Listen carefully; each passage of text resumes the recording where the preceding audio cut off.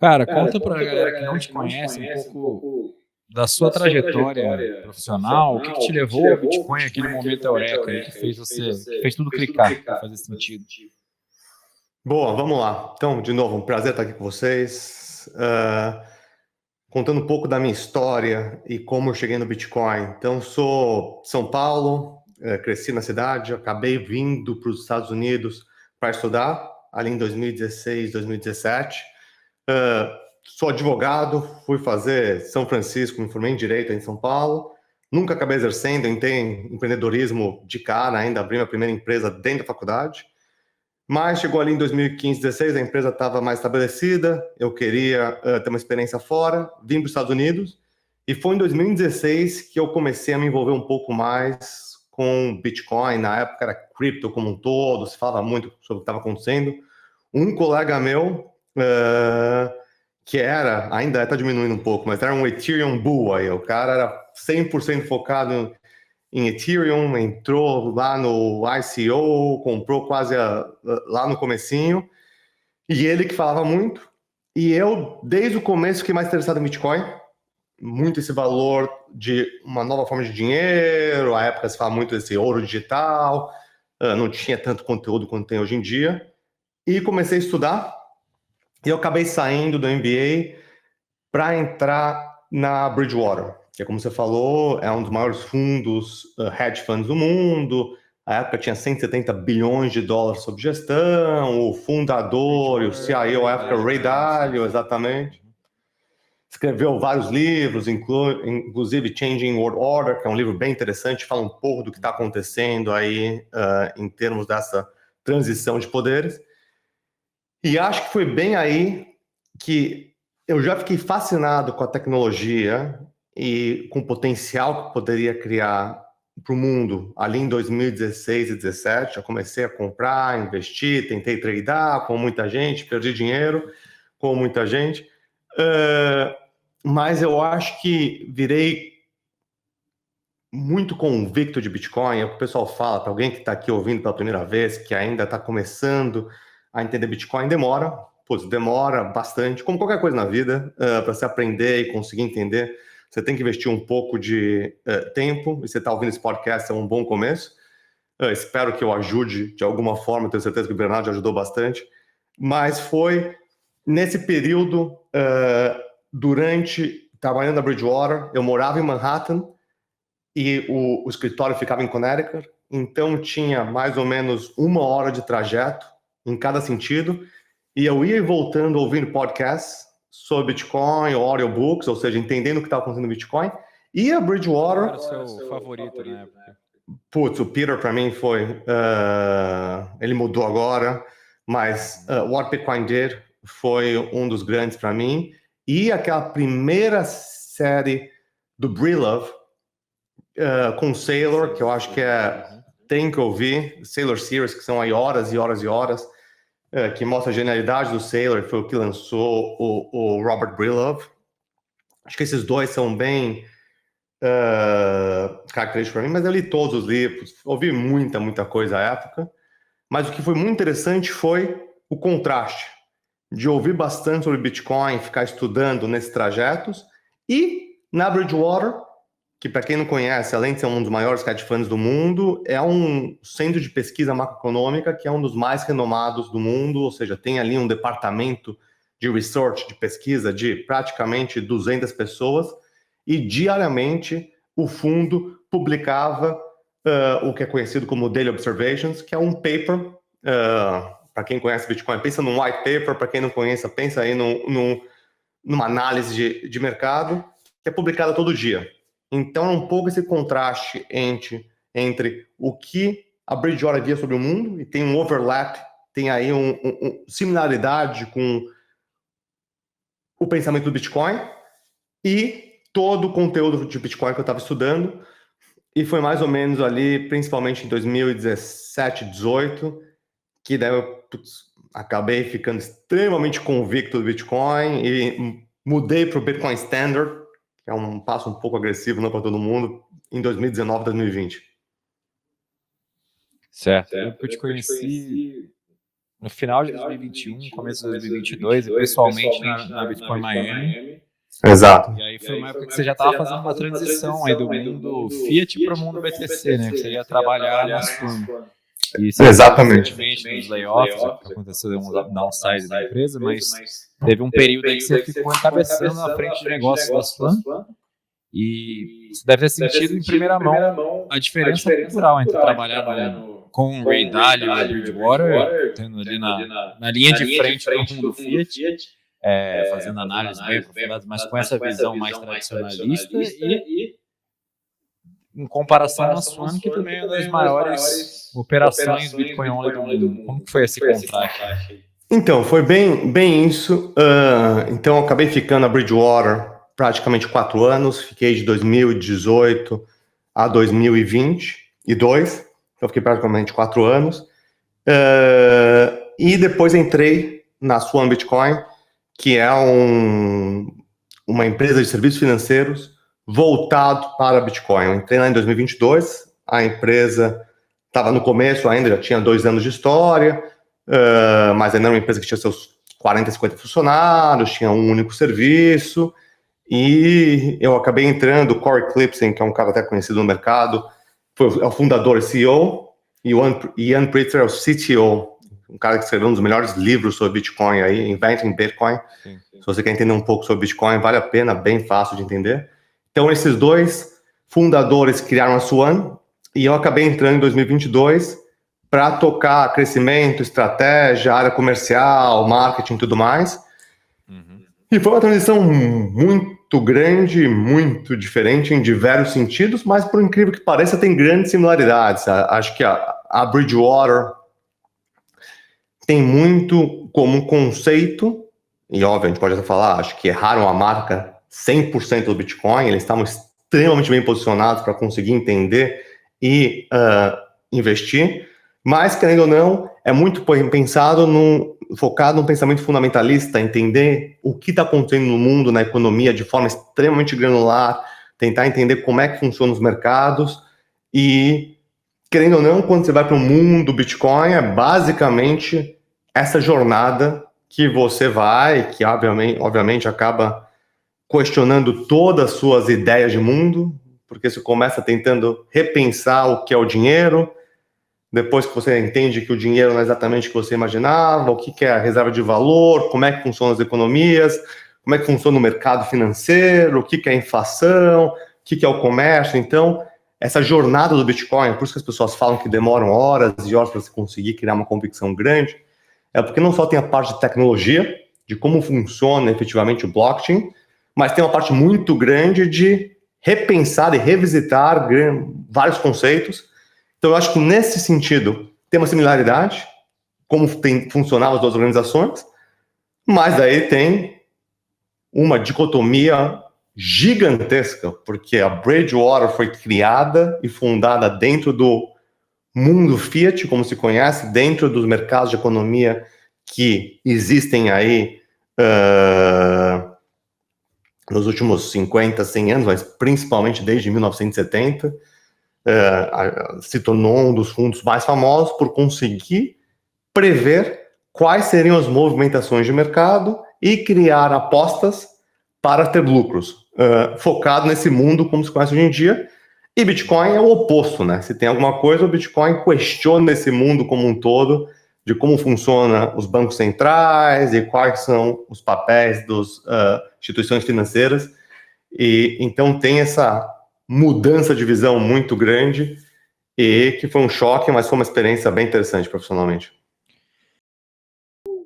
Fiz MBA em 2014 a 2016, né? E eu lembro claramente numa aula de leadership que teve um case study de Bridgewater, onde falavam da cultura, da transparência radical e tal, e a gente implementou lá no meu grupo. E funcionou muito bem, porque as pessoas se odiavam nas reuniões, mas depois virou tudo uma família. Enquanto que os outros grupos, as pessoas começaram todo mundo na base da amizade falsa, chegou no final do semestre, ninguém olhava mais um na cara do outro.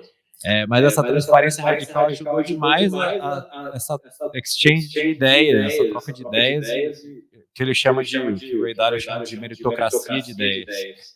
Eu sempre carreguei isso comigo, a Bridgewater sendo um lugar diferenciado exatamente por essa cultura da meritocracia de ideias.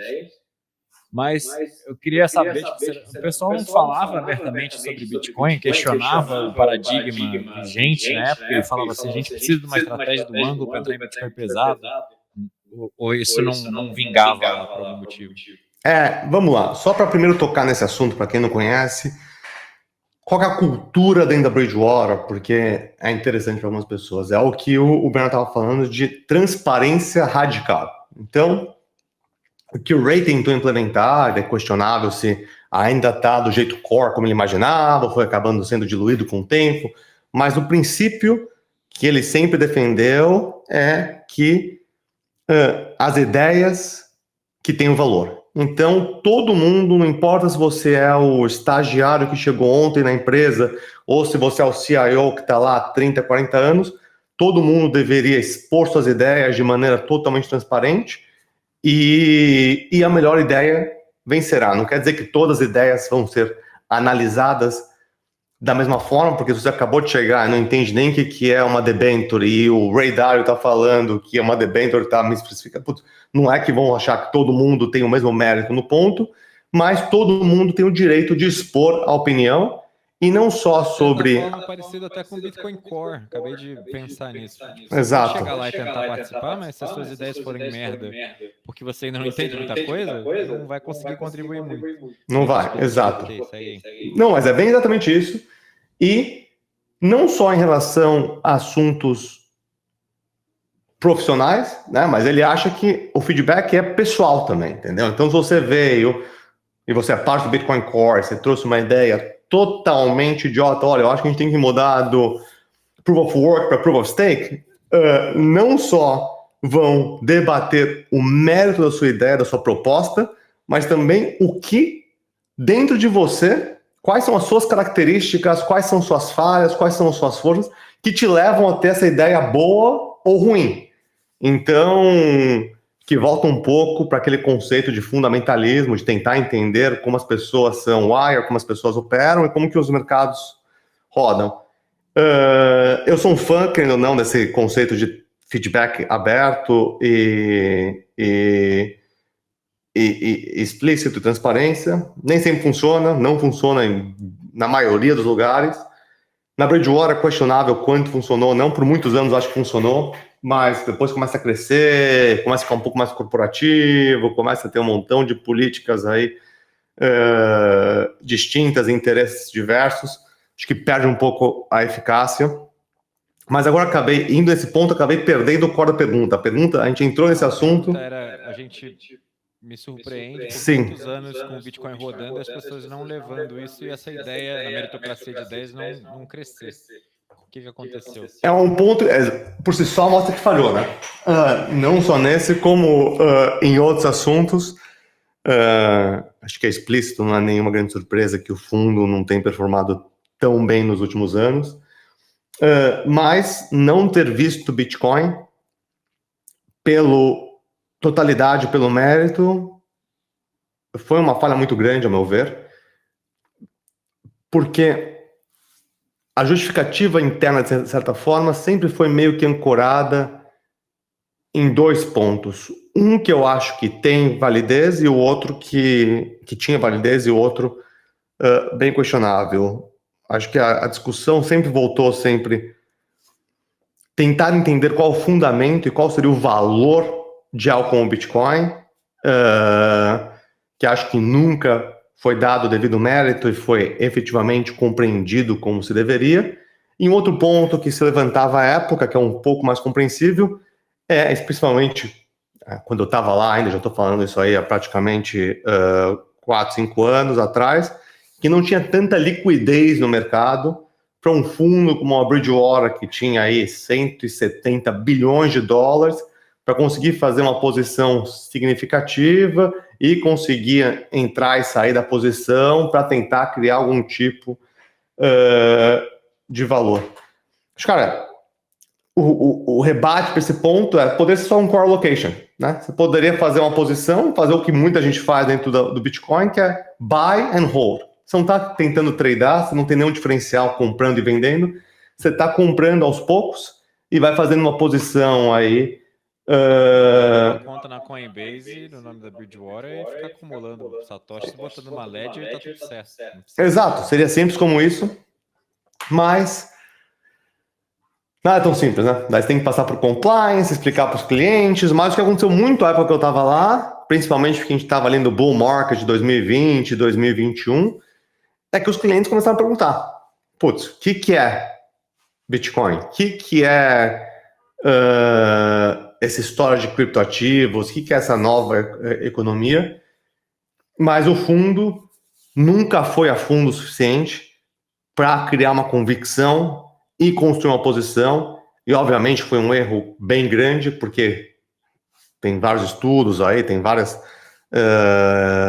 plataformas para você fazer esse tipo de simulação, mas uma alocação pequena de 1 ou 2% em Bitcoin, o downside, o risco de perda é mínimo, no máximo você perderia 1 ou 2% do total do portfólio. Agora o upside, ele movimenta tanto o Bitcoin, tem essa movimentação tão brusca e apreciação tão grande que faria uma diferença no total do portfólio. Cara, posso entrar mais no assunto porque eu acho que eles perderam ali a mão, mas basicamente nunca construíram uma convicção grande o suficiente e, pelo que eu saiba, até hoje não tem uma posição. Entendi. Me surpreende bastante eles não terem feito meia-culpa e pivotado ainda, se for o caso. O cara da Hashdex uma vez me contou em 2021, não sei se é verdade ou não, que o Ray Dalio tinha muitas cotas de Hashdex da física. Se é verdade, não sei, mas segundo ele, o Ray Dalio já entendia o Bitcoin. Eu acho que o Ray tem exposição, não tenho nenhuma informação privilegiada aqui, mas ele já foi aberto algumas vezes em falar que acho que foi sprinkle of Bitcoin on top, mas um sprinkle de Bitcoin do Ray enche uma mão, né? Então eu acho que ele tem aí uma exposição, mas o meu principal ponto em relação a ele é que ele construiu o nome e o seu legado, de certa forma, como uma das maiores mentes da economia global, como se entende nos últimos 30, 50 anos. Então, foi um cara diferenciado de uma maneira bem perceptível em conseguir entender como é que funciona a economia. Tem até um vídeo, para quem quiser entender um pouco mais sobre o Ray Dalio, tem aí um vídeo no YouTube que chama How the Economy Works, tem milhões e milhões e milhões de views, que é um vídeo muito bom, até se você está tentando entender como funciona o Bitcoin, que ele explica quais são os links, como funciona a economia, o que é demanda, o que é oferta e como funciona, como a economia gira. E o Ray foi maravilhoso nesse sentido, em conseguir quebrar um conceito complexo de maneira, de certa forma, mais simples. E ele tinha, a meu ver, e ainda tem, de certa forma, talvez já tenha passado um pouco do ponto, mas tinha uma possibilidade de colocar o nome dele na história para sempre e falar, olha, o mundo funciona dessa forma, o dólar é atualmente a maior reserva de valor. Todos os estudos, em minha percepção, meu ponto de vista, é que essas economias crescem e caem, vão trocando quem é a reserva de valor e qual que é a maior potência do mundo. Ele já cantou a bola que os Estados Unidos está aí numa potencial decadência e que virá uma nova potência. E na cabeça dele é a China, e foi aí que eu discordei do pensamento da casa. Pró-China, né? Porque ele fez muito negócio. Muito negócio na China, ele que meio que abriu a China para o mundo, já está indo para lá desde 1970 e pouco. E foi aí que eu discordei pessoalmente do pensamento da casa e do Ray, e falei, putz, concordo com todas as características do que está acontecendo, né? Existe uma moeda que é o dólar, essa moeda se tornou a mais forte do mundo, todo o comércio global roda no dólar, os Estados Unidos se tornou a maior potência, mas o dólar está começando a perder valor, existe uma dívida gigantesca que foi acumulada aqui no governo norte-americano, virá esse novo ciclo, só que eu não acredito que será uma nova nação com papel, moeda, fiat daquela nação. Acho que vai ser algo tecnológico, vai ser uma moeda descentralizada, uma moeda que ninguém está no controle, que é o Bitcoin. E foi já meio que criei essa convicção em 19 e 20, como eu falei, e daí em 22 eu estava totalmente pronto para fazer uma transição de carreira e entrar de cabeça nesse mundo do Bitcoin. Mas aí que o Ray errou, porque se ele tivesse tido essa percepção de falar, realmente, eu entendo muito bem o que está acontecendo, e talvez não se repita como se repetiu nos últimos anos, que era a Libra da Inglaterra, o dólar dos Estados Unidos e outras moedas com outras nações. Não vai ser uma China com uma moeda própria, vai ser uma coisa tecnológica. Foi aí que ele errou a mão, ao meu ver. Mas se tivesse acertado, eu teria posto o nome na história como um dos maiores pensadores de macroeconomia do mundo. Engraçado, eu escrevi um livro recentemente, um e-book, que se chama Bitcoin ou Escravidão, onde eu contrasto exatamente os dois mundos, que é o futuro onde você opta por liberdade e soberania, adotando o padrão Bitcoin, ou se você não tiver Bitcoin, você vai ser empurrado para o mundo das CBDCs, do Social Credit Score, e essa distopia meio aos moldes chineses. Me parece que a gente está, nas últimas semanas, desde que o Trump entrou, tendo uma maré muito positiva de que a probabilidade de a gente ir para esse mundo mais pró-Bitcoin, mais pró-liberdade é cada vez maior. Com um papo de Bitcoin Strategic Reserve da Cynthia Lums, lá o Bitcoin Act, o FOMO generalizado do lado corporativo também, a adoção institucional. Eu não sei, você tem essa sensação também de que esse mundo distópico das CBDCs parece que só está avançando nos países mais toscos, que nem no Brasil, e que no fim do dia vai flopar essa ideia, ou não? Eu concordo, eu acho que foi uma virada muito grande o que tivemos aí com o Trump e com o Elon Musk e tudo mais. Acho que estávamos indo um pouco mais atuado nos Estados Unidos e eu acho que tem aí uma possibilidade grande de reverter esse tipo de cenário. E você vê até que ele nem tomou posses e as coisas já começam a entrar no eixo. Obviamente, recentemente, parece que o governo norte-americano está tentando escalar ainda mais a guerra na Ucrânia, pré-entrada do Trump, mas ao mesmo tempo você já vê as partes falando, putz, vamos tentar achar aqui um meio comum. E dentro dos Estados Unidos, eu acho que sim, o que eles estão tentando propor, basicamente, vamos diminuir o tamanho do Estado, diminuir os gastos públicos. Acho que, para quem não está acompanhando, o Elon Musk e o Vivek, que são duas pessoas que vale acompanhar, estudar um pouco quem são caras bem diferenciados. O Elon Musk, obviamente, todo mundo conhece, mas eles vão estar liderando, o que por si só é algo questionável, mas independente, um novo departamento com o objetivo de cortar custos. Então você está criando um novo departamento, que já é algo que você não deveria estar criando, mas independente, o departamento tem aí um tempo limitado. Acho que estão tentando fazer isso até meados de 2026, e com o objetivo de queimar 2 trilhões de dólares em gastos públicos indevidos e ineficientes e eliminar um monte de regulação que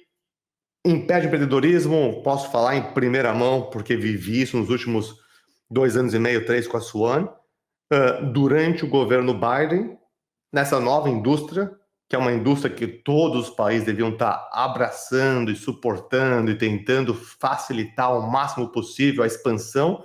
Foi praticamente impossível.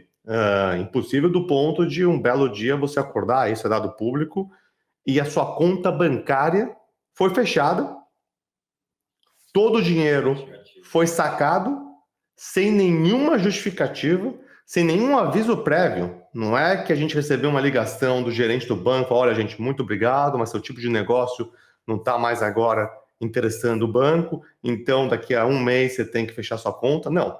Você acorda uma segunda-feira de manhã, o saldo da conta está zerado, você liga no suporte, a pessoa nem entende o que aconteceu, e depois de 1h30 fala, não, realmente, a gente fechou sua conta conosco e mandamos um cheque com seu saldo, tá indo aí para o escritório de vocês. Pô, beleza, e quando é que chega? Não, 15 dias. porque a gente mandou standard, não pagou nem um cheque, não estou falando tá mandando um elefante, tá mandando um envelope, não pagou nem entrega expressa. Então, tinha que pagar a folha, foda-se, problema seu. O problema é teu. Se não fosse uma empresa que já rodava, querendo ou não, no padrão Bitcoin, já tinha uma reserva de Bitcoin, algumas outras contas bancárias e tudo mais, conseguimos acabando resolver. Mas o ponto era um mercado extremamente difícil, e não foi só para as empresas no mercado do lado financeiro, foi nos miners, foi nos custodiantes, foi... esse último governo foi um pesadelo regulatório. Um pesadelo. Fecharam e é isso que eles estão tentando mudar. Negar as licenças, as coisas absurdas.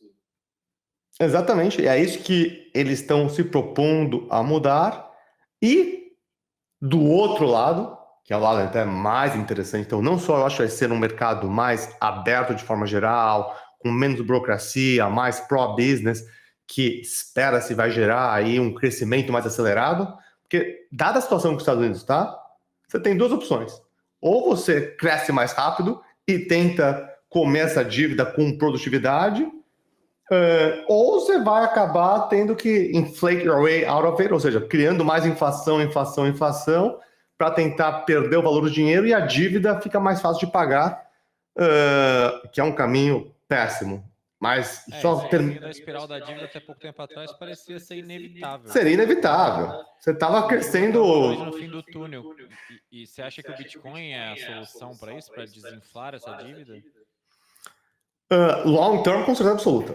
Né? Acho que essa é a grande beleza do Bitcoin. Explica para a galera aqui que não entendeu ainda por que o Bitcoin vai resolver o problema da dívida soberana americana. Então vamos lá. Atualmente, os governos, apesar de alardearem, posicionarem como entidades 100% independentes, na realidade existe aí uma parceria, um relacionamento quase indiscutível entre os bancos centrais e os governos. Então, eles trabalham em parceria. São, no papel, independentes, na realidade, em parceria total. Então, o que acaba acontecendo é os governos gastam de maneira muito ruim, muito má, com um montão de projetos totalmente ineficazes e, qualquer um no Brasil, acho que consegue listar 50 projetos patrocinados pelos governos são totalmente ineficazes, e os bancos centrais financiam essa brincadeira, imprimindo mais papel, gerando liquidez, emprestando, de certa forma, para os governos, e os governos gastam. Então, enquanto você tem uma máquina sob o seu controle, não direto, mas muito próximo, imprimindo papel à torto e à direito, e um grupo de governantes, não importa se é direita, se é esquerda, se é centro, no fundo, quando você está no poder, você quer deixar o seu legado, quer deixar a sua marca, e para isso você quer crescer, expandir, fazer projeto, construir ponte, fazer escola, então você gasta a torta direito, porque a conta não vem no seu mandato, a conta vem daqui a 10, 20, 30 anos. Então, essa é como funcionam as economias nos Estados Unidos, na Europa, no Brasil. Obviamente, cada país tem seus detalhes, aí, suas peculiaridades, mas, de forma geral, trabalha-se num mercado no qual imprimir mais moeda não tem custo direto nenhum. Você não tem nenhum tipo de lastro, não existe mais o ouro, ainda existe muita gente no pensamento popular de que existe ali um correspondente igual entre ouro e papel moeda. Isso não é mais verdade há muito tempo. E com o Bitcoin, a ideia é que vai se mudar esse padrão. Ou vamos 100% para um padrão Bitcoin, ou seja, não existe mais o dólar, o real, o euro, e o globo roda dentro de um único tipo de moeda para troca, que é o Bitcoin, que, de certa forma, É o cenário ideal, espero que um dia exista, e não sei se eu vou estar aqui ainda para ver isso, mas existe essa opção. Existe uma outra opção, que é uma opção muito mais factível, de que vai existir o Bitcoin com uma reserva de valor, a princípio, espera ser adotado pelos bancos centrais, e um papel moeda, que é um papel de circulação mais vinculado. Então, você não consegue imprimir mais papel sem você ter um vínculo real atrelado no Bitcoin. E, como você sabe, o Bitcoin... Eles podem botar um ratio, sei lá, de 1 para 10 de Bitcoin para Fiat, e depois baixar para 1 para 30, 1 para 50, 1 para 200. E daí volta o mesmo problema. É por isso que eu digo que no longo prazo, e vai saber se é 20, 50, 100 anos, talvez compreenda-se que não. Existe escala, existe demanda, uma única moeda global, descentralizada, que você não consegue criar mais. É a melhor forma de você eliminar barreiras de comércio. Porque se você pensar, não tem nada mais ineficiente do que o comércio entre países, né? Você tem aí no Brasil o real, você quer comprar, você quer vir visitar os Estados Unidos, você precisa ir pegar o seu real, ir numa casa de câmbio, trocar o seu real pelo dólar, o cara te cobra um spread violento, você vem para cá, o cartão às vezes funciona, às vezes não funciona, então ainda existe um sistema legado que funciona muito bem, vamos falar a verdade, você pega o seu cartão e vem aqui, as coisas funcionam, mas é muito oneroso, é caro e ineficiente, e espera-se um dia não esteja mais em vigor. E sim, o Bitcoin poderia facilmente, nas próximas décadas, ser uma única moeda global. Se vai chegar lá durante o nosso tempo de vida? Essa é a pergunta.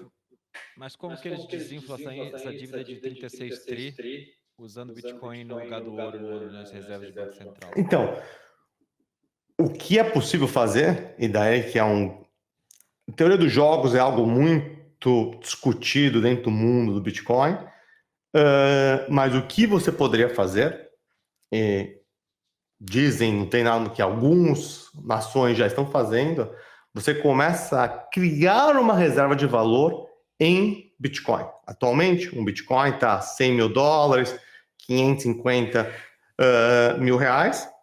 Então você começa a acumular e, obviamente, se você está tentando criar uma reserva dessa, você tenta fazer de maneira velada, sem anunciar, porque se você anuncia, as coisas andam antes que você, o preço muda antes que você consiga acumular o suficiente. Mas o governo norte-americano, por exemplo, poderia, e obviamente que não é tão simples, porque tem um montão de processo, mas poderia criar uma reserva expressiva de Bitcoin. Já existe, para quem não sabe, praticamente 250 mil Bitcoins sob o poder do governo norte-americano. Só que, historicamente, o que eles fazem, eles vendem a mercado. Então, vão vender 30, 40 mil Bitcoins. Então, eles não guardam como uma reserva de valor. Uma das promessas de campanha do Trump é fazer uma reserva de valor do Bitcoin. Tem algumas versões. Uma é todo Bitcoin sob nossa custódia agora fica sob o poder do Tesouro e ninguém mais pode encostar. Tem uma versão um pouco mais interessante e agressiva, que é não só a gente vai guardar o que a gente já tem, como a gente vai comprar mais.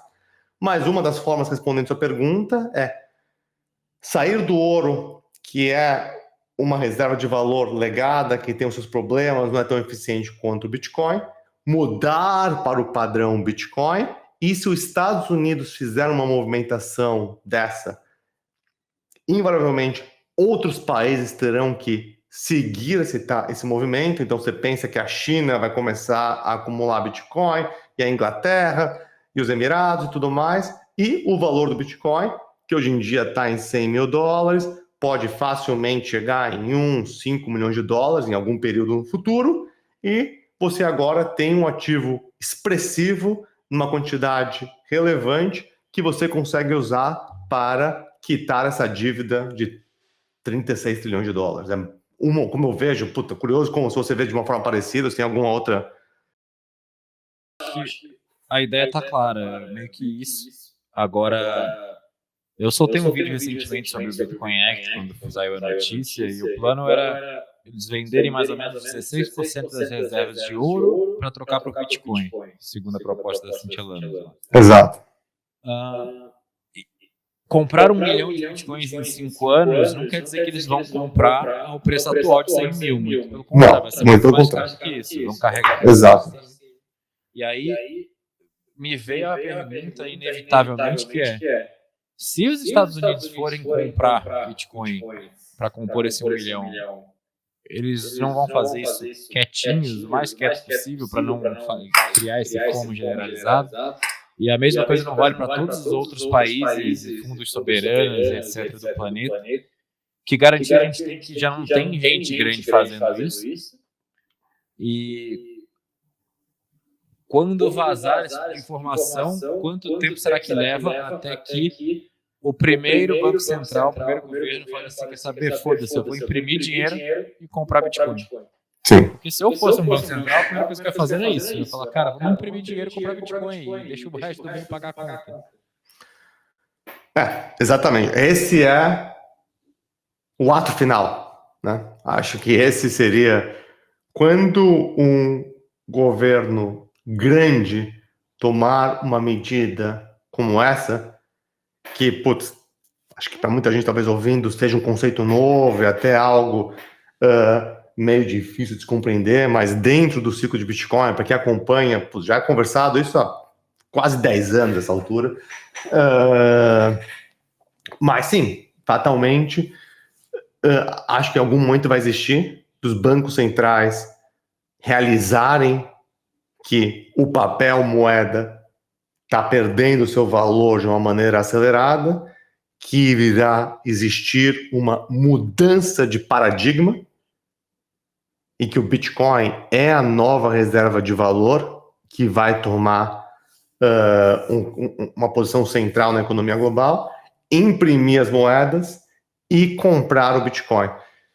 Acho que em alguns países onde você tem governos mais fechados, mais ditatoriais, menos transparentes, talvez já esteja acontecendo, se já não for algo de anos. Putz, não sou aqui um especialista, mas eu acredito que para os Estados Unidos fazer algo como esse, tem aí processos, debates, tem que passar pela casa, pelo Congresso, ou seja, você não consegue efetivamente fazer de maneira velada para evitar que outros participantes do mercado tomem a posição à sua frente e inflem o preço antes de você entrar. Mas se você fosse o Putin, você não estaria imprimindo rublos e comprando Bitcoin? Com certeza absoluta. Exatamente. E desculpa, você não precisa nem ir muito longe, né? Existe essa movimentação que irá acontecer ou já está acontecendo nas grandes nações, de entender que existe um ativo com um grande valor e que tem um potencial de apreciação de preço e emitindo moeda ou título de dívida, que seja, para comprar mais Bitcoin. E existe uma versão que está acontecendo aos olhos nus, que é o que o Michael Saylor está fazendo, que para quem não sabe, é o CEO de uma empresa chamada MicroStrategy, e ele está efetivamente imprimindo ação para comprar Bitcoin, só que quando ele faz isso, ele dilui todos os investidores, só que o valor do Bitcoin por ação sobe. Sim, então, essa pauta agora da MicroStrategy, falar, será que se a gente tivesse um Saylor no Departamento do Tesouro ou no Federal Reserve, esse negócio ia para frente? O último episódio aqui do podcast foi com o BDC Manhattan e a gente destrinchou o trade do MicroStrategy nos detalhes. Então a galera que não assistiu vale a pena ir lá e assistir para entender melhor depois que acabar aqui. Mas é isso, as duas métricas principais que você tem que observar são essas: quantos bitcoins você tem disposição por ação que você compra, e se isso dá uma alavancagem boa ou não a sua exposição ao Bitcoin, porque a alternativa seria você comprar Bitcoin 1 para 1, né, com seus reais. Exato. E qual é o NAV Premium, qual é o NAV Premium, que é o prêmio que você está pagando por essa alavancagem sem risco de liquidação, que é o serviço que o Saylor está te oferecendo. Exatamente. Você enxerga o que para os próximos meses, anos com esse trade? Você acha que o Michael Saylor já ganhou? Eu vejo o Jack Mallers falando no podcast dele toda hora, falando, cara, eu acho que o Saylor já venceu a barreira de entrada, ele chegou muito cedo e acumulou muito Bitcoin, então ninguém vai conseguir transpor, a não ser que o Google decida pivotar o negócio dele. Que não vai. Eles não vão fazer. Então, você enxerga alguma outra alternativa? Você enxerga um cenário em que o Michael Saylor quebre e a MicroStrategy quebre? Cara, existe um cenário de qual o Bitcoin não existe mais, mas minha probabilidade para esse cenário é 0,01%, então, praticamente nulo. Não, acho que não vai quebrar. Acho que ele, de certa forma, já ganhou, porque não só ele foi genial e vamos até esquecer, vale assistir esse outro podcast, esse outro episódio para entender um pouco mais o trade, mas vamos esquecer o NAV to Premium, porque tem muito Bitcoiner discutindo, vale 3,5, vale 2, esquece. Vamos eliminar esse conceito. Vamos só analisar o que o Michael Saylor fez nos últimos 4 anos. Ele comprou Bitcoin pela primeira vez, acho que foi em agosto de 2020. Então vamos falar, tem 4 anos que ele está construindo essa posição. A época, quando ele começou a acumular Bitcoin, eu acho que ele tinha uma empresa avaliada em 1,2 bilhões de dólares ou coisa parecida. Ele tinha ali 200, 300, 400 milhões de dólares em balanço, não sabia o que fazer, resolveu comprar Bitcoin. Hoje em dia, em Bitcoin, em balanço, ele tem praticamente 40 bilhões de dólares e tem uma dívida de mais ou menos 10, 11 bilhões de dólares. Você tira a dívida, ele teria líquido 30 bilhões de dólares. Aí você pode falar, Bernardo, Gui, desculpa, o cara tem 30 bilhões de dólares porque o Bitcoin acabou de subir aí de 50 para 100, tá super inflacionado, o Bitcoin não vale 100, na minha cabeça vale 50. Mesmo se você fizer esse cálculo e desconte o valor do Bitcoin, o que ele cresceu de valor, o que ele apreciou, o valor dessa companhia dele, multiplicou por milhares de vezes, sem contar o premium, multiplicou por, digamos, saiu de 1, hoje em dia é 30 net. 30 vezes foi o que ele cresceu, só o valor em balanço, sem contar o que ele pode fazer no futuro, o que está sendo precificado no mercado, obviamente. É uma construção de valor que não existe em 4 anos. E concordo, de certa forma, que para alguém conseguir acumular mais Bitcoin no balanço do que o Michael Saylor vai ser muito difícil. Estou falando de corporações. Acho que estados vão chegar lá. O Big Long. Eu não tenho dúvida de que ele vai ser conhecido como o maior investidor desse século. Deixou o Warren Buffett no chinelo. O homem mais rico do mundo, a não ser que o Elon Musk aprenda e comece a acumular Bitcoin muito rápido. Mas eu acho muito difícil. Acho que o Michael Saylor é inevitável que se torne o homem mais rico do mundo. Tirando Satoshi, que não vai voltar para reclaim as moedas dele. Se tem um cara que eu não questiono, é o Elon Musk.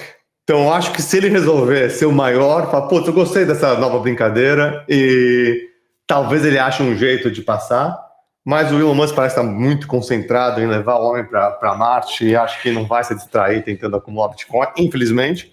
Mas concordo com você. Acho que vai ser o trade do século e ele vai ser tido como um dos investidores mais conhecidos no mundo. E só para terminar o raciocínio, para quem está assistindo, pouca gente fala.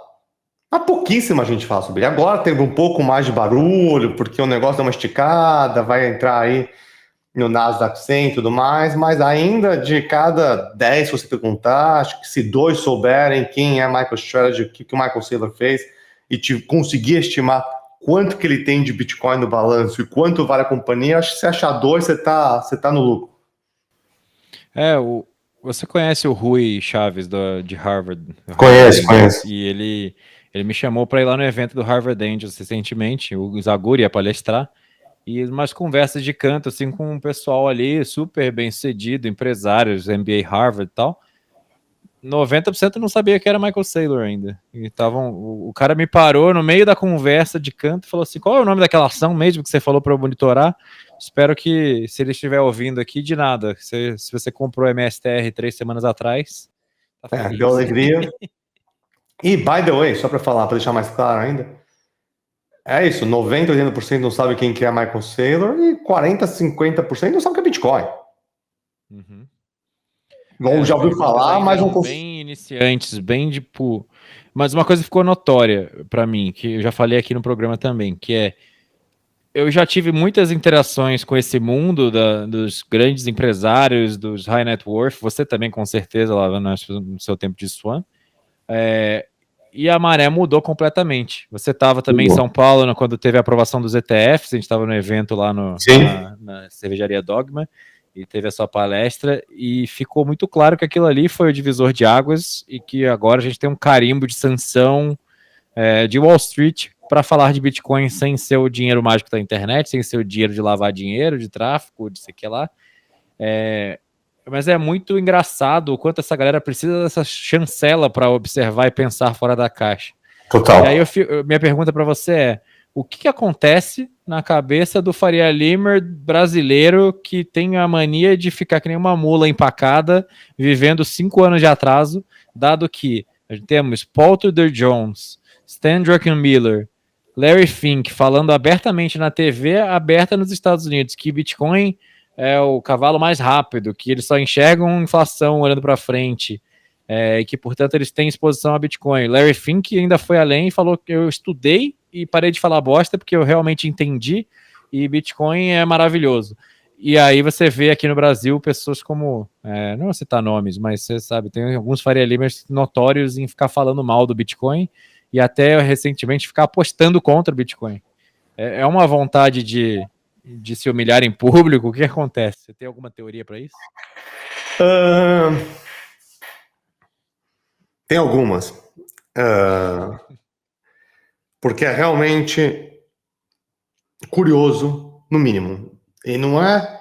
Concordo com você, acho que o ETF foi mais uma página na história do Bitcoin, uma das páginas talvez das mais importantes, se não a mais importante em termos de adoção global.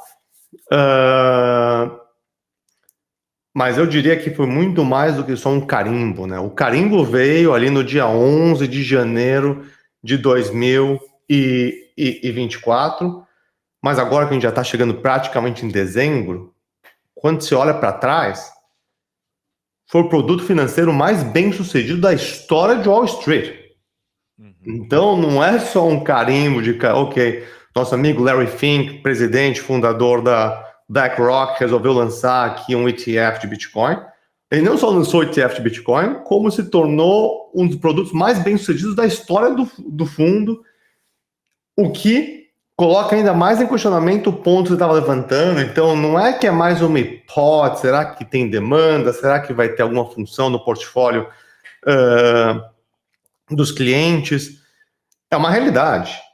Realidade ao ponto, e eu acompanhei isso bem próximo no dia a dia lá da Swan, porque um dos grandes pontos que a gente estava tentando fazer era não só ajudar os clientes a adquirirem Bitcoin, mas a gente está trabalhando muito nos últimos anos com assessores financeiros, principalmente nos Estados Unidos, tentando entender a eles como é que funciona o Bitcoin, criando tecnologia para que eles pudessem comprar Bitcoin para o portfólio dos seus clientes, e uma rejeição gigantesca, ninguém é muito disposto a ouvir, tem que passar por compliance, pelo CIO, ou seja, um marasmo e uma falta de interesse, uma falta de pensar fora da caixa, como você disse.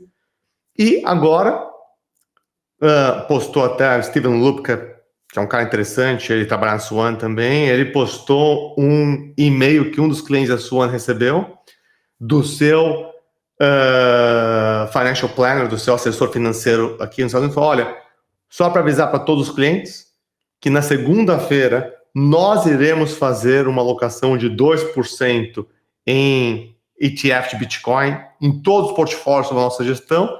Se você não estiver interessado, por favor, nos avise até domingo, 10 horas da noite, Caso contrário, a posição será colocada no seu portfólio na segunda-feira de manhã e passar bem. Ou seja, já houve essa movimentação aqui nos Estados Unidos, ainda incipiente, mas com certeza acho muito mais acelerada do que aí no Brasil. E no Brasil ainda não aconteceu. Não sou tão próximo do mercado, mas acompanho de certa forma. Está acontecendo, mas em menor escala. Eu acho que a gente sempre está um pouco atrasado. E aí tem essas pessoas que querem ficar conhecidas como os do contra, que querem falar mal de Bitcoin e apostar contra. Os mais notórios são o Pedro Cerise, que resolveu comprar uma aposta versus Ibovespa ou Bitcoin, o que anda mais em 2 anos. E aí o Mises Capital lá no Twitter comprou a aposta com ele, eles acompanharam isso publicamente e já acabou essa aposta. Não tem mais discussão que o Bitcoin já estourou a tampa. E o Cerise, inclusive, já aceitou e falou abertamente que comprou Bitcoin para redear, porque ele não tem como vencer.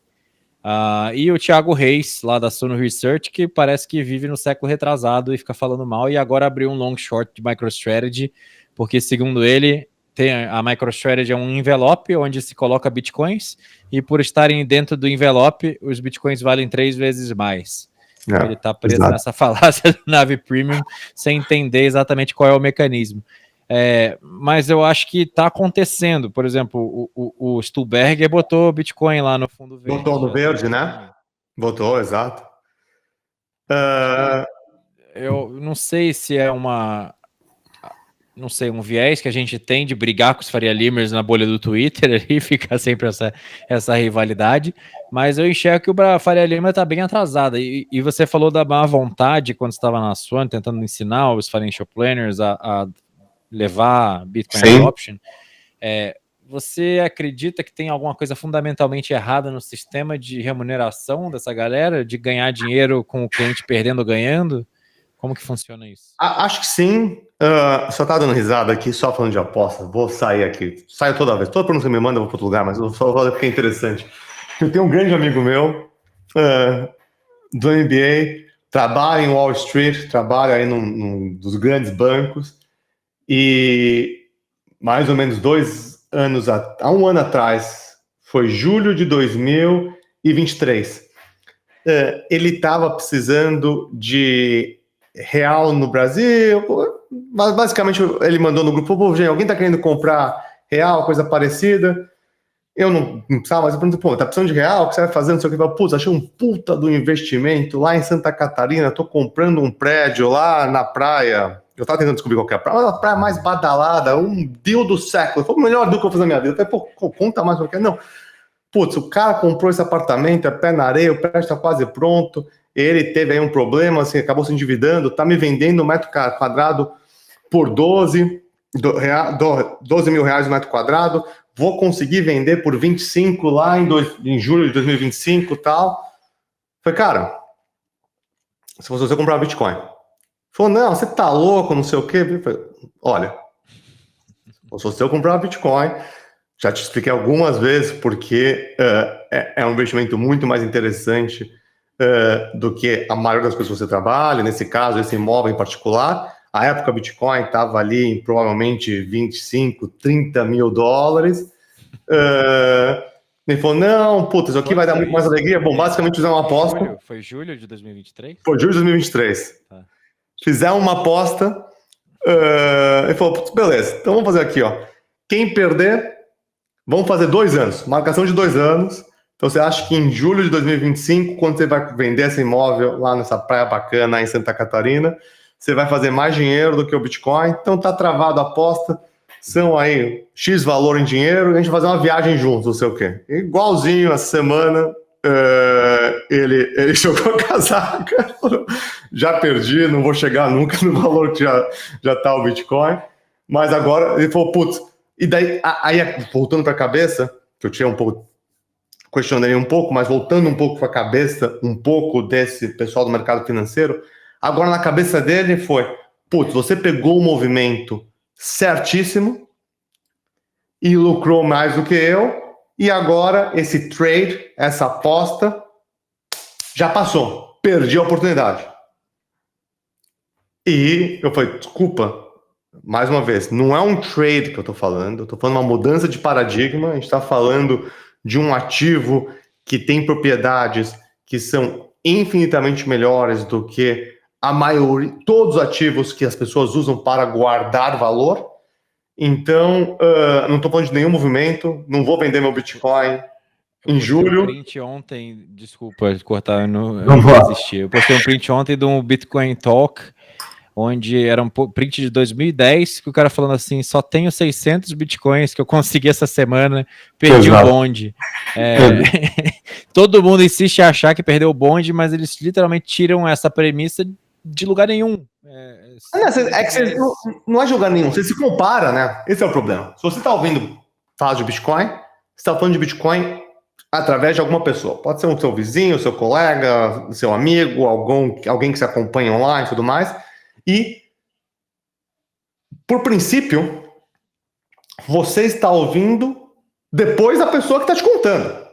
Obviamente. Se a pessoa tem, sei lá, 20 Bitcoins e você tem 0, você fala, nunca vou conseguir 20. Nunca vou conseguir 20, putz, é impossível conseguir 20. E essa pessoa, obviamente, está agora falando bem do Bitcoin, porque o custo médio de aquisição dessa pessoa foi 100 mil reais, agora está 500 mil reais, e eu vou comprar e vamos pegar isso aqui. Então, esse é o pensamento padrão de qualquer ser humano. Então, você sempre acha que você está se comparando com algo, com alguma coisa, e decorrentemente de você ouvir falar sobre essa nova paradigma, esse novo ativo, essa nova forma de dinheiro por alguma outra pessoa que já tem o conhecimento, você está vindo atrasado, porque é uma maneira muito errada de pensar, né? Você está sempre tentando se comparar e, putz, sai um pouco da caixa, né? Sai um pouco, voltando um pouco pensamento de manada ou pensamento independente. Pare e faça o seu pensamento independente. Analise o que está sendo discutido, tente entender quais são os princípios do Bitcoin, quais são os fundamentos, por que ele se tornará um dos maiores ativos do mundo, e daí cria sua convicção. Entendeu? Ainda é muito cedo. Não é que é cedo, ainda é muito, muito, muito cedo. O Bitcoin andou um pouco hoje, mas estamos o quê? Mais ou menos 2 trilhões de dólares? O Thiago Reis ainda tem emprego. Tá cedo ainda. Então tem. Ainda é muito cedo. O ouro está em 16, 17, 18 trilhões de dólares. Então, para você chegar na paridade do ouro, temos ainda 9 vezes, 10 vezes. O primeiro passo do ciclo de reserva de valor, da primeira fase. Exato. Depois você ainda tem obras de arte, imóveis, todos os títulos de crédito, o mercado de ações. Então, existe aí um movimento muito longo. Lembrando que está desmonetizando todas essas classes de ativos. O Sailor mesmo está desmonetizando o mercado de bonds. Agora a Allianz comprou 15% da offering do Convertible Bond. Eu tenho clientes aqui, alunos da minha consultoria do curso, que toda hora estão vendendo imóveis e desfazendo o patrimônio da família porque estão com medo do comunismo e estão comprando Bitcoin. É isso. Então, teoricamente, a gente está sugando, que é aquela teoria do buraco negro, a energia monetária de tudo. O ouro é só o primeiro passo. E é muito no começo. Passamos a prata, né? Então, já se passou a prata, mas um Google, uma das plataformas em maior decadência dos últimos anos, vale mais do que o Bitcoin. Não, vale mais não. Vale, né? Ou tá parecido? Acho que sim, ainda vale bem mais. O que eu ia falar? Você tocou no assunto imóveis. Eu, infelizmente, não tive ninguém para apostar, mas eu tenho uma história parecida, que todo mundo deve conhecer, que é a história da minha tia. Ela vendeu ou não vendeu? Ainda não, tá? Agora ela quer vender, mas não consegue mais. Mas eu fiz um vídeo sobre isso que o pessoal tá assistindo isso aqui na segunda-feira, saiu na quarta anterior, que é hoje que a gente tá gravando. Falando dessa história, como funcionou, basicamente, 14 de março, eu fiz um tweet descompromissado falando que eu tinha acabado de ter mais uma discussão com a minha tia, tentando convencê-la a vender o imóvel, que era todo o patrimônio dela, porque ela estava apertada de grana, não tinha renda, não tinha dinheiro no banco, para vender, botar 80%, 70% do Bitcoin, o resto num colchão de curto prazo, fazer um downsizing para um apartamento menor de aluguel e esperar, e dar tempo ao tempo para o Bitcoin trabalhar e libertá-la. E aí o Twitter brasileiro, que não entende absolutamente nada de dinheiro, muito menos de Bitcoin, caiu matando e esse negócio viralizou. Teve 1,2 milhão de views. Eu vi também. Eu fui um deles. Falando que eu era um psicopata, que eu tinha que ser preso, que eu estava destruindo minha família.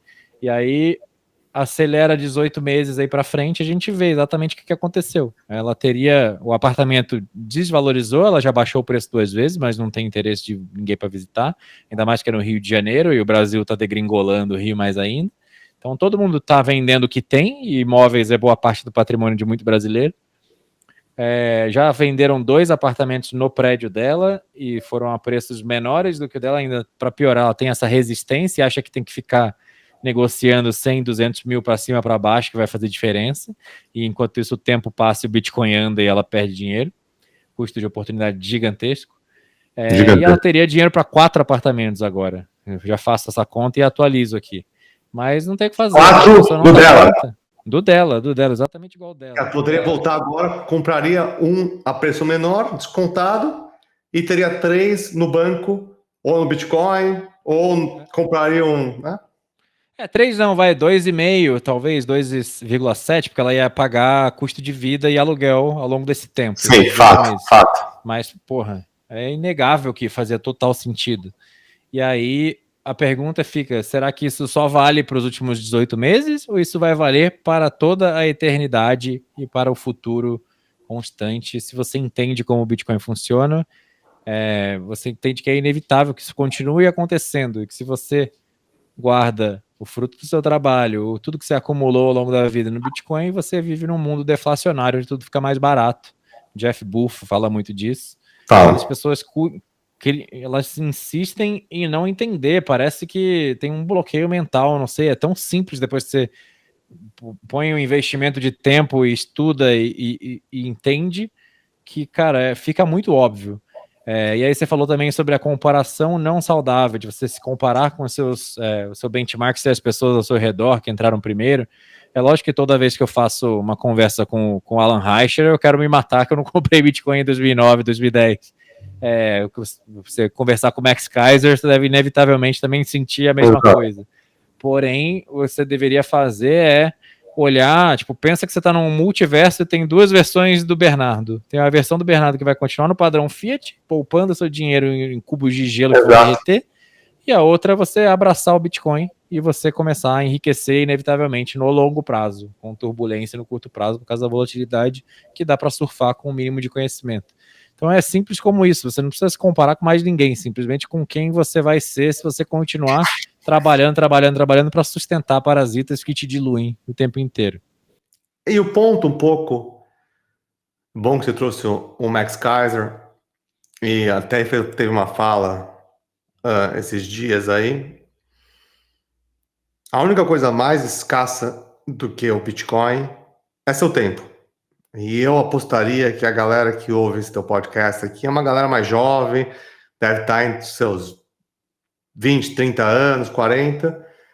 E o Max está falando bem isso, putz, eu entrei no Bitcoin cedo, mas com uma idade avançada. Ou seja, ele falou, putz, eu já tô numa fase da minha vida, não sei quantos anos ele tem, mas deve ter aí próximo 60, talvez entre 60 e 70, o Max Keiser. Ou seja, ele acumulou uma riqueza gigantesca. Hoje em dia ele provavelmente vive dos frutos do Bitcoin, está lá vivendo em El Salvador, mas daí ele está com outro gosto na boca. Falou, putz, acumulei esse valor gigantesco de patrimônio, tenho total controle sobre a minha vida, não preciso trabalhar para ninguém, faço o que bem entender, só que já estou aí no 3º ciclo da minha vida, aí já estou numa idade mais avançada. Então, de novo, a grama do vizinho sempre é mais verde.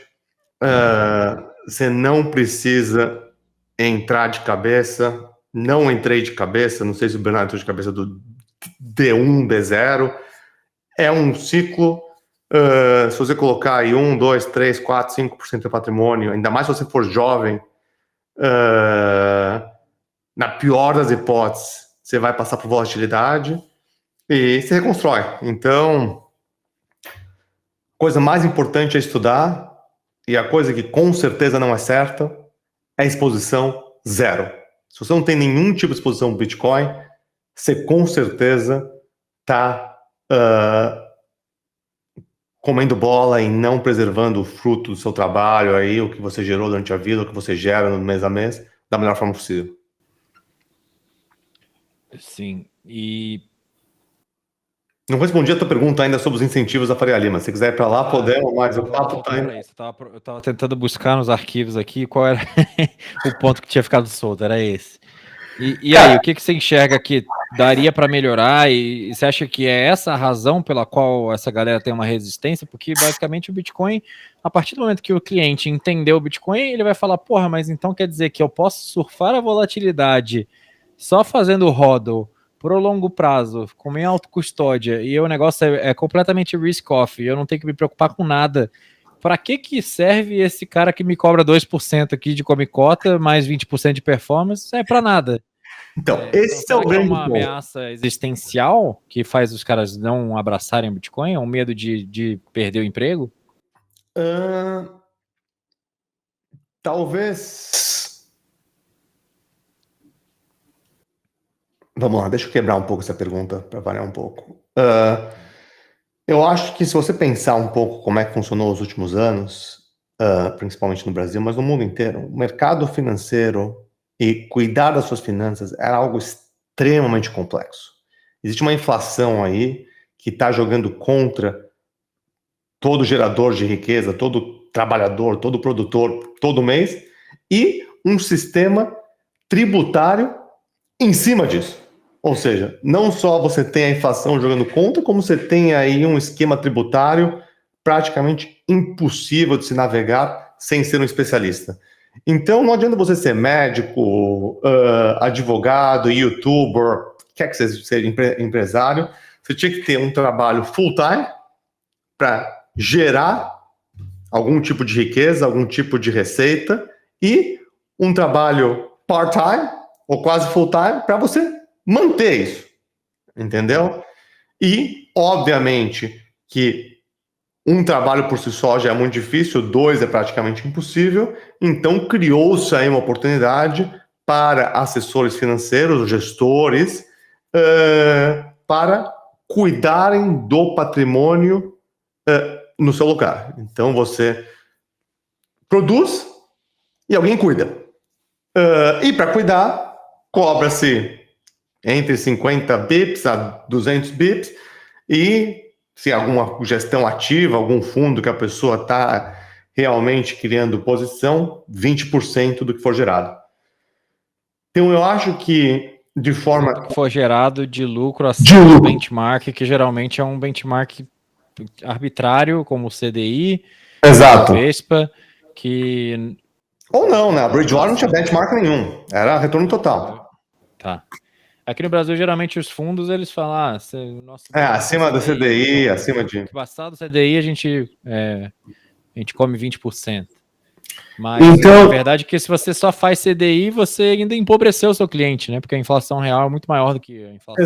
Exato. Essa é a grande questão. Então, eu acho que, estruturalmente, obviamente, que irá disruptar, ou pelo menos transformar essa indústria de maneira bem expressiva, como muitas outras, entendeu? Não é só Faria Lima e gestores de recursos, os bancos, as formas de pagamento, os próprios bancos centrais, os governos, de certa forma. Se você entrar num padrão Bitcoin se tornar aí uma das maiores reservas de valores do mundo, muitas indústrias serão colocadas em questionamento, inclusive a de gestão de recursos.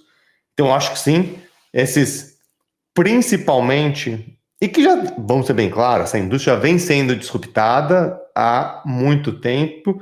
Um exemplo claro é dos ETFs, os próprios ETFs, principalmente aqui nos Estados Unidos, que tem aí um FII baixíssimo, você paga 2, 3, 4, 5 bips por ano, tem liquidez total e você acessa ou na sua conta do JP Morgan ou no aplicativo do Robinhood aqui e tem acesso quando você quiser. Então já vem colocando em xeque muito do que existia no passado.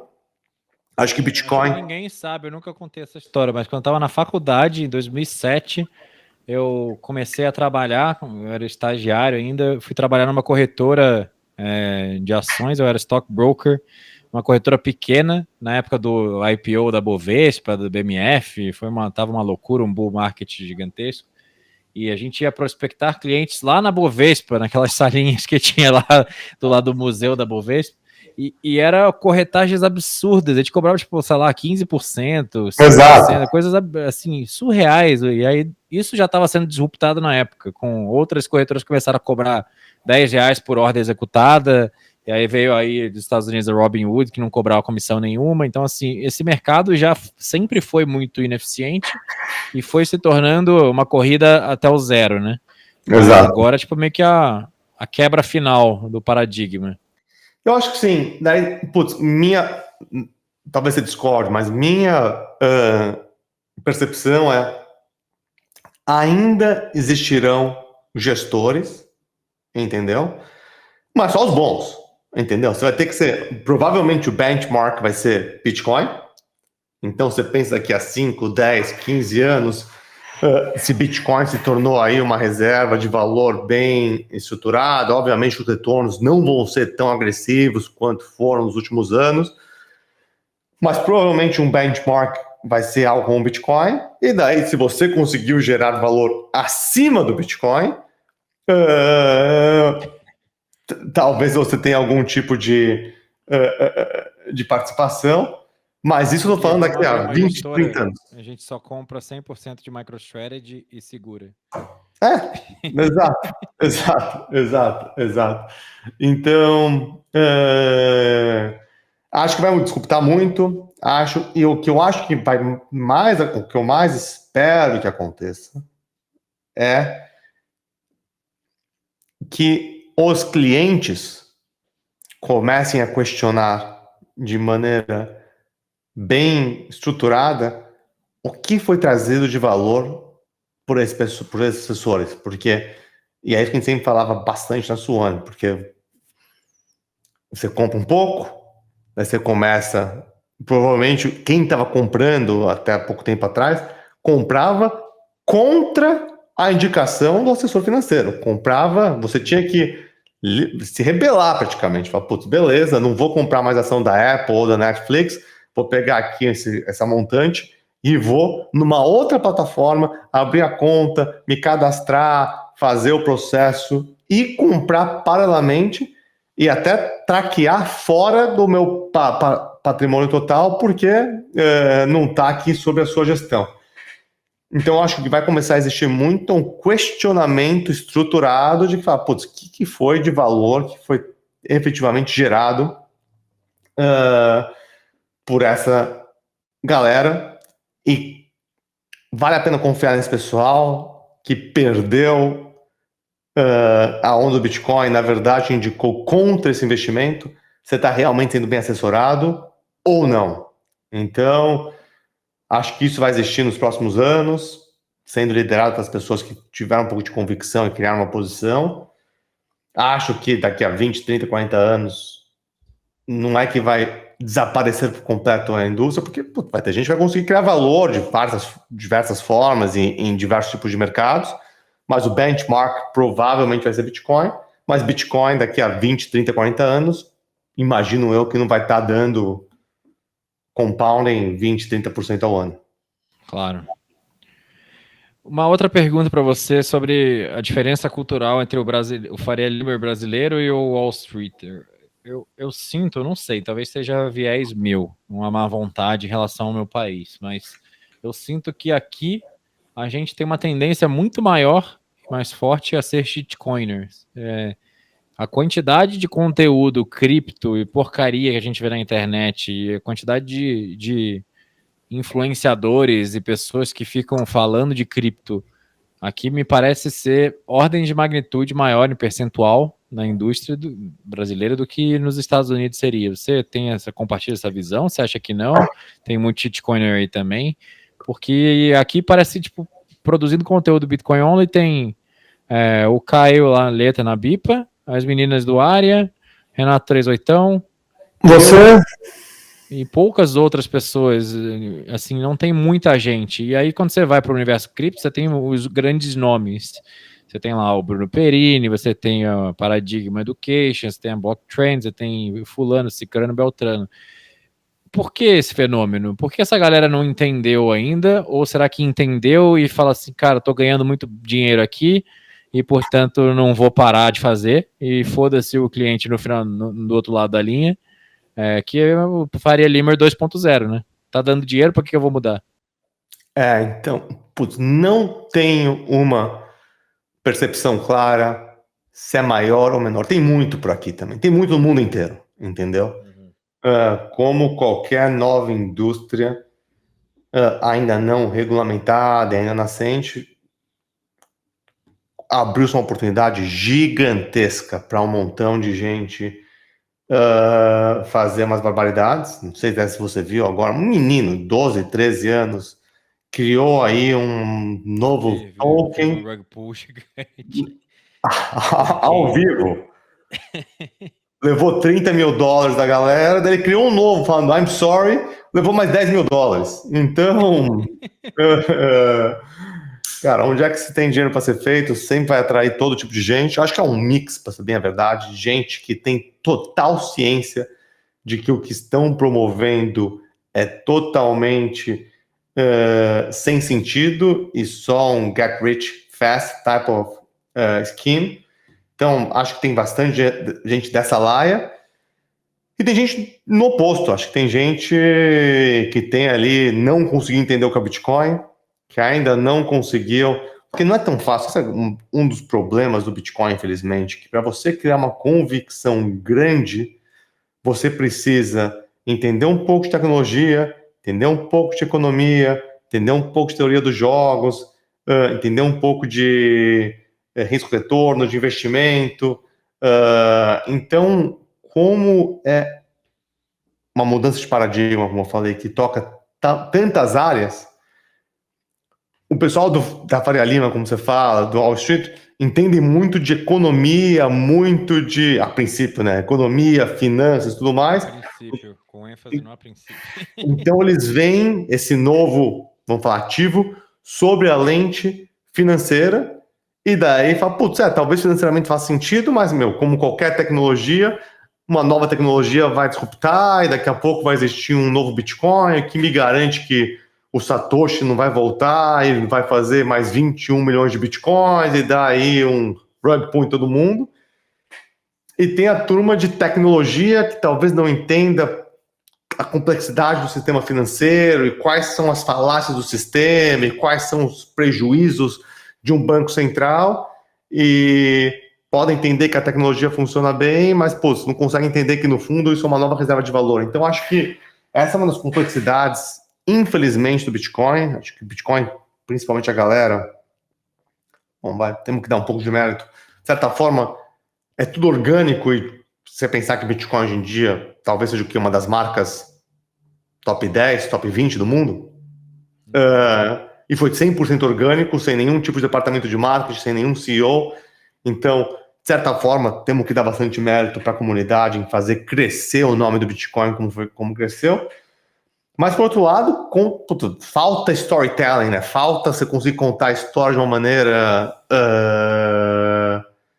que engaja a pessoa comum aí que não vai gastar 200 horas tentando entender e quer tentar compreender em 20 minutos.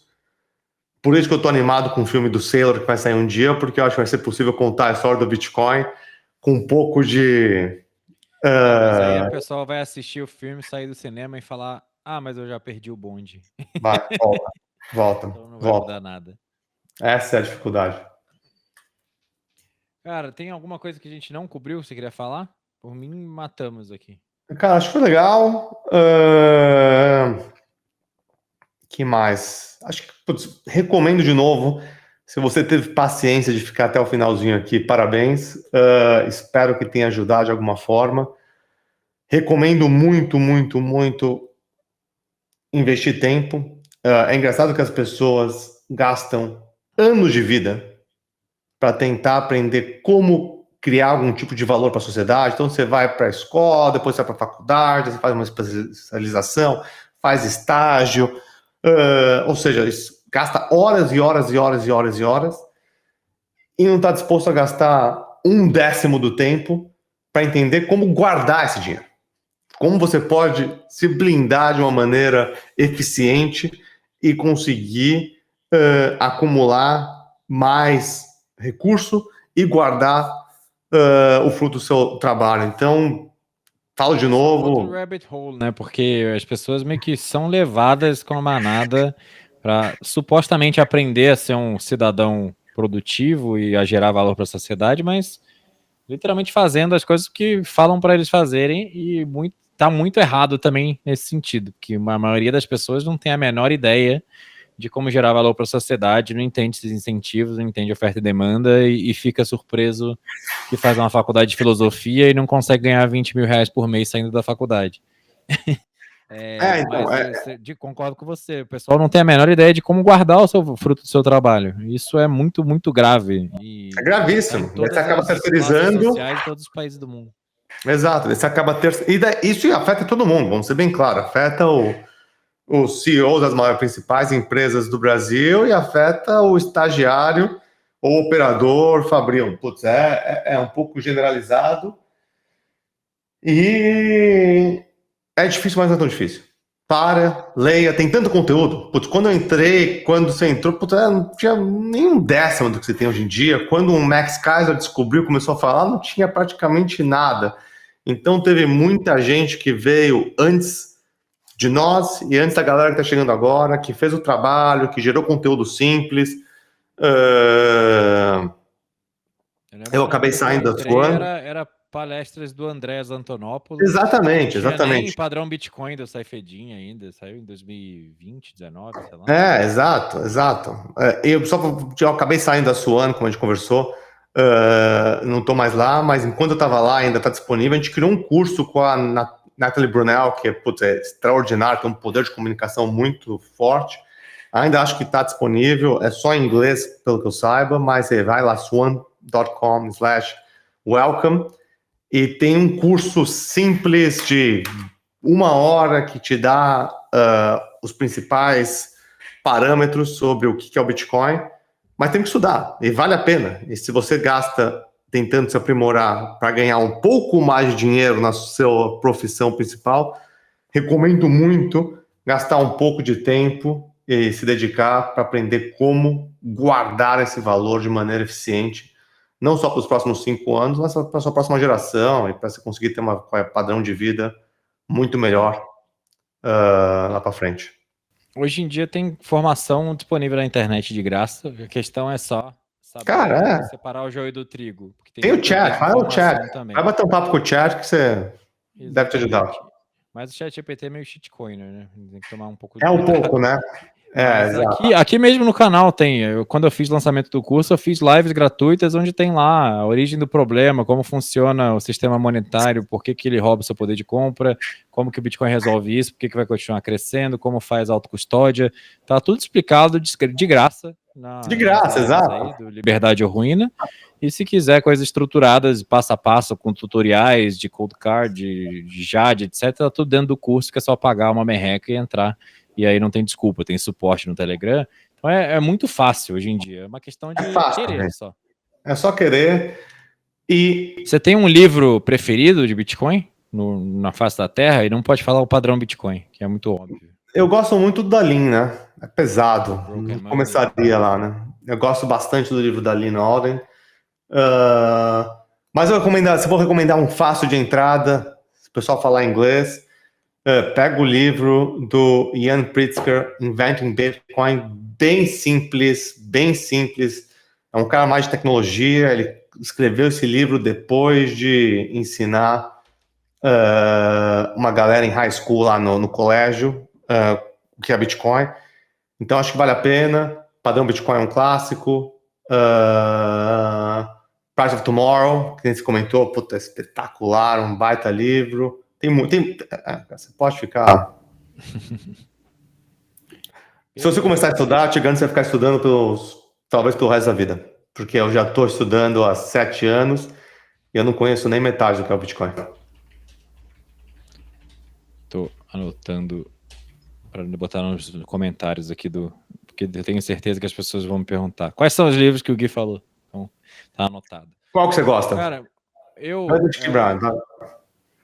acho que a trilogia do Seyfedin é maravilhosa, mas se eu tivesse que escolher recentemente que eu li, o Gradually Then Suddenly, do Parker Lewis, eu acho brilhante demais. É um compilado dos artigos, né? Já tinha lido boa parte, mas é muito, muito bom. O do Price of Tomorrow, do Jeff Poole, foi muito bom. Bitcoin is Venice, do Alan Farrington, é muito bom. Bom pra Dedel. Cara, você quer um curto? Que a gente não falou? Eu comecei a ouvir em audiolivro, mas era muito longo. É longo. Não é um bom livro para começar. Acho que um bom para começar é um artigo simples, está na internet fácil, é o Bullish Case for Bitcoin. Do VJ Boyapati. Puta, easy. Cara, ex-Google, cara esperto para Dedel, gente boníssima, vale conferir. Show de bola. Bom, acho que é isso. Fechamos por aqui. Se o pessoal quiser te acompanhar, você tem alguma coisa que você fala? Tem uma conta no Twitter, cara, eu sou muito...